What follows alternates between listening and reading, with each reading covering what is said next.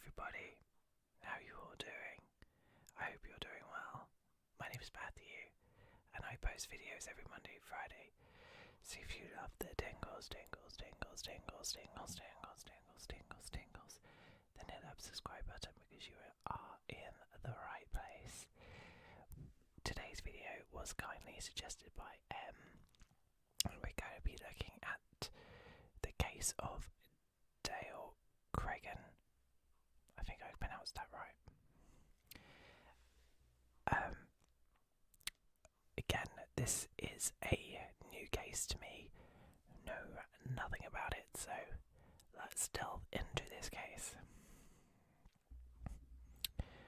So, one-eyed killer Dale Cregan's distinctive face is etched into the collective British consciousness due to the double murder of two police women in September 2012, but he was already well known and feared by locals in Tameside, Greater Manchester, for several years before then.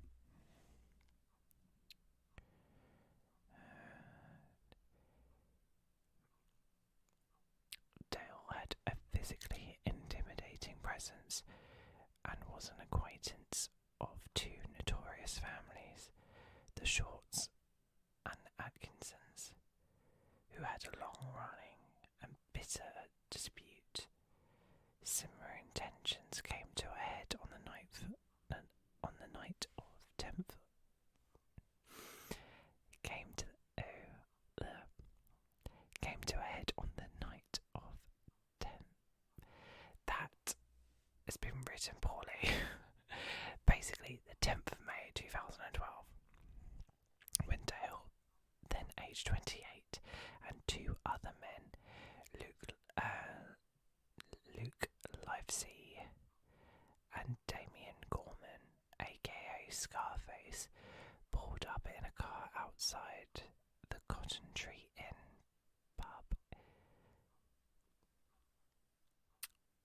Stunned pubgoers saw a man wearing a balaclava enter the building.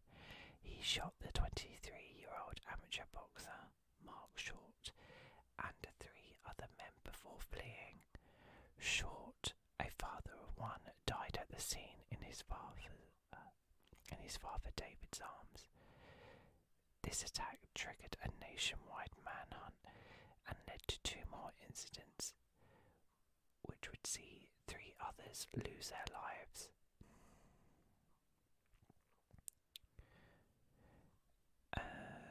Dale Cregan's 19-week trial at Preston Crown Court began with him pleading not guilty. He changed his plea to guilty in the second week of the trial and was eventually given a whole life sentence for the four murders of Mark and David Short, PC Nicola Hughes, and PC Fiona Bone. This means he will remain incarcerated until the day he dies. Five others, including Anthony Wilkinson, who'd also gone on the run with Cregan, were found guilty for their involvement in the Short murders. Dale is currently being held in a psychiatric unit.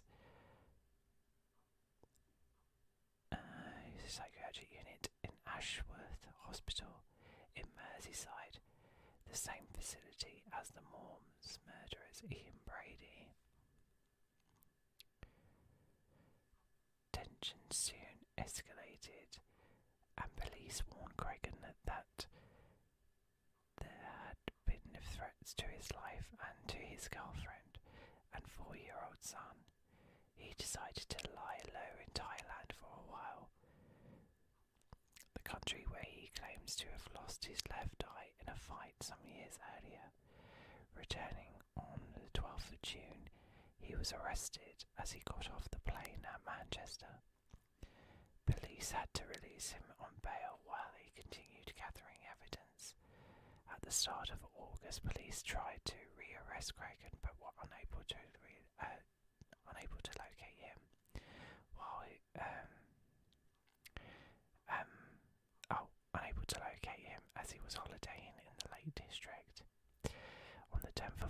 August, having returned to Manchester, Cregan and two accomplices ambushed 46-year-old David Short at his home in Clayton, shooting him 9 times with a Glock pistol, then throwing a grenade onto his body. The assassination was viewed by Dale as a preemptive strike because Short had threatened his family. The use of hand grenades, which has not been seen before in the mainland United Kingdom, was especially worrying for the police.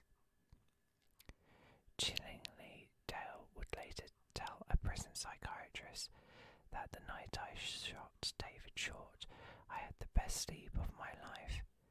CCTV of both these shocking attacks was circulated and a nationwide manhunt ensured. Dale's face peered down from huge billboards offering for a £50,000 reward for information leading to his arrest. 50 raids were carried out across the country, but to no avail. When the fugitive resurfaced after 42 days on the run, the consequences were devastating. The anonymous 999 phone call on the 18th of September 2012 sounded completely innocuous. The caller, a young man, stated someone had just thrown a big concrete slab through my back window and run off.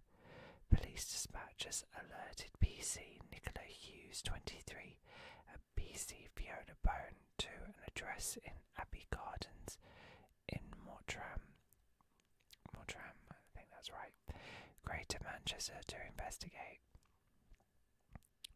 Shortly before 11 a.m, witnesses heard 13 gunshots and an explosion at the address. Dale had lured the two young police officers there with the sole intention of killing them. No words were exchanged as he shot the two women using a 9mm Glock before once again detonating a hand grenade.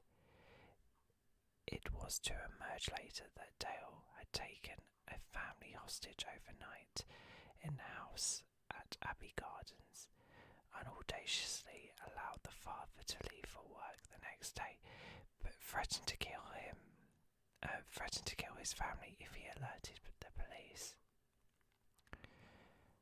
The double murder of PC Hughes and PC Bone shocked the nation.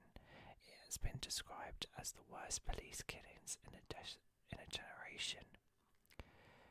Dale's next move was equally unexpected as he handed himself in to the nearest police station in Hyde. He claimed that his action were retaliation for the way the police had hounded his family while he was on the run. The devastating impact of losing two officers in the line of duty is summed up by Chief Superintendent Nick Adderley of Greater Manchester Police. I've got one officer that the inspector is telling me is dead. I've got another officer saying they're working on.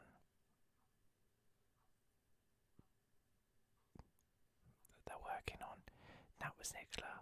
What did working on mean? It seemed I was stood there forever, and almost as if I was looking down on the situation. I felt in a way quite annoyed with myself about that, because you would think you would know what to do. But I've said this many a time. We're just ordinary people. Manchester came to a standstill as thousands lined the streets for the funerals of the two fallen officers, which were held on consecutive days at Manchester Cathedral. As police officers, many of whom hadn't known Nicola Hughes or Fiona Bone, bowed their heads in a mark of respect. It was clear the loss was profound. PC Fiona Bone's her father Paul says that she enjoyed her job. and how she shielded her family from the more dangerous aspects of policing. She liked it. Anything that was a bit risky or dodgy, or could upset anyone, wasn't told to us. We only got to hear the good bits. Oh, that's so sad. That's a terrifying case. Oh, I mean, the fact to shoot someone alone is horrific, and then to use a grenade. Like, where would you even get a grenade? You know? The whole situation is weird, and you know how I think, like, most of these cases, like, how does it get this far? Clearly he was up to no good before this. And two police officers who were just going about doing their job paid the ultimate sacrifice. I mean, to them, that's just, they were just going about their ordinary day. I mean, as a police officer, do you really have an ordinary day? Probably not, but yeah, that is so sad and really, really horrific.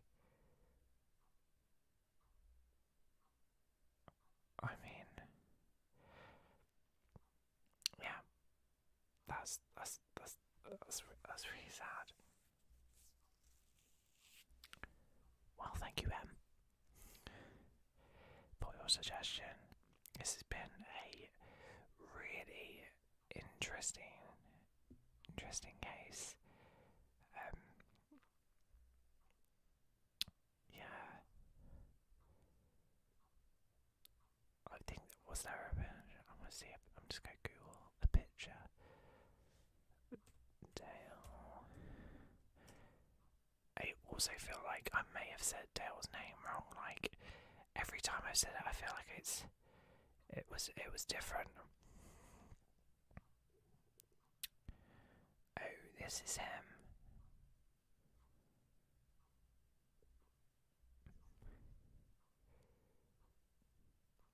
Oh, he's 40. I do love Google.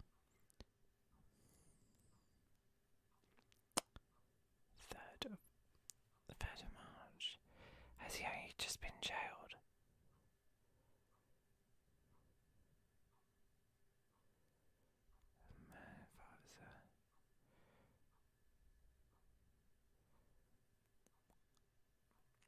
Oh. Right, I'm just gonna. There's a recent article that was posted on the 3rd of March 24, Manchester Evening News. But I want to see what the update is. Is there an update? Oh, there might actually not be an update. Oh, I'm not sure there was.